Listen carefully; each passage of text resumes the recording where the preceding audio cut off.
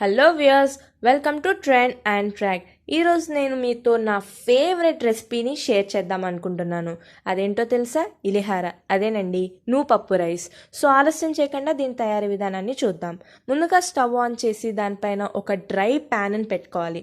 గుర్తుపెట్టుకోండి friends, dry ప్యాన్ని పెట్టుకోవాలన్నమాట. So దాని తర్వాత 4 to 5 ఎండుమిరపకాయల్ని కట్ చేసి వేసుకోండి.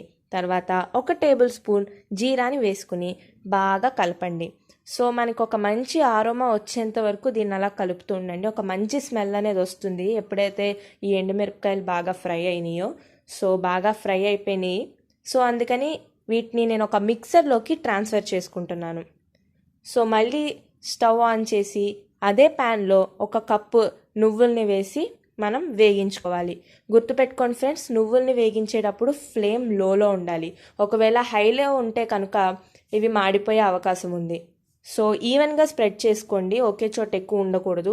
సో అలా మధ్య మధ్యలో ఫ్రీక్వెంట్గా కలుపుకుంటూ ఉండండి. సో ఈ విధంగా గోల్డెన్ బ్రౌన్ కలర్ వచ్చేంత వరకు దీన్ని వేగించుకోవాలి. మంచి స్మెల్ అనేది వస్తుంది ఫ్రెండ్స్ దీన్ని వేగించుకుంటున్నప్పుడు కూడా. సో నేను దీన్ని అదే మిక్సర్లోకి ట్రాన్స్ఫర్ చేసుకుంటున్నాను. సో జాగ్రత్తగా కింద పడకుండా ట్రాన్స్ఫర్ చేసుకోండి. అండ్ ఇప్పుడు ఇంకొక ఇంగ్రీడియంట్ ఉంది దీంట్లో వేయాల్సింది. అదేంటో తెలుసా? ఉప్పు. 1 టేబుల్ స్పూన్ ఉప్పును వేసి దీన్ని మంచి ఫైన్ పౌడర్ లాగా మిక్సీ చేసుకోవాలి. సో మన ఫైన్ పౌడర్ అనేది రెడీ అయిపోయింది. ఇక్కడతో హాఫ్ ప్రొసీజర్ అనేది అయిపోయింది మన రెసిపీకి. ఆ తర్వాత మళ్ళీ స్టవ్ ఆన్ చేసి ఒక ప్యాన్లో 3 టేబుల్ స్పూన్ ఆయిల్ని వేసి కాగనివ్వాలి. ఆయిల్ కాగిన తర్వాత 2 ఎండుమిరపకాయ ముక్కలు, 6 to 7 cashew nuts, 1 table spoon ఆవాలు, 1 టేబుల్ స్పూన్ జీరా,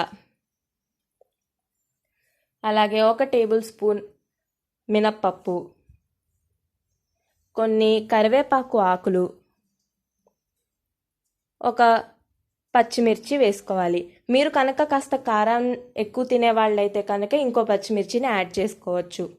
సో ఇప్పుడు దీన్ని మనం బాగా వేగించుకోవాలి. సో బాగా వేగించుకుంటూ ఉండాలి, మధ్య మధ్యలో కలుపుతూ ఉండండి, మర్చిపోవద్దు. సో ఇలా బాగా వేగించుకున్నాను నేను. ఇప్పుడు ముందుగా ఉడకపెట్టుకున్న రైస్ని, ముందుగా కుక్ చేసిన రైస్ని దీంట్లోకి యాడ్ చేసుకోవాలి. కొన్నిసార్లు మధ్యాహ్నం రైస్ మిగిలిపోయింది ఎలాగా అని అనుకుంటాం కదా ఫ్రెండ్స్. ఆ టైంలో మీరు ఈ రెసిపీ కనుక చేస్తే చాలా ఎంజాయ్ చేస్తూ తింటారు.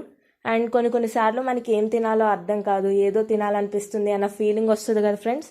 ఆ టైంలో కనుక మీరు ఈ రెసిపీ ట్రై చేస్తే మీరు ఖచ్చితంగా ఎంజాయ్ చేస్తారనమాట.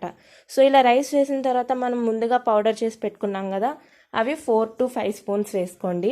సో రైస్ క్వాంటిటీని బట్టి మీరు ఈ పౌడర్ని వేసుకోండి.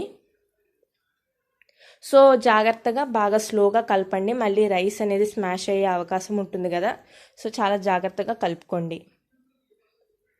సో నేను జాగ్రత్తగా కలుపుకుంటున్నాను. సో ఈ రెసిపీ అనేది నాకు చాలా ఇష్టమండి. సో నీట్గా బాగా కలిపేసుకున్నాను. అట్లీస్ట్ వీక్కి ఒకసారైనా మా మమ్మీ చేత నేను ఈ రెసిపీని చేయించుకుంటాను, నాకు అంత ఇష్టం అనమాట. సో రెడీగా ఉంది మన రెసిపీ అనేది, రెడీ టు సర్వ్. అసలు స్పైసీగా చాలా టేస్టీగా ఉంటుంది ఫ్రెండ్స్. ఈవెన్ నువ్వులు కూడా ఒక మంచి ఫ్లేవర్ని అనేది ఇస్తున్నాయి మనకి.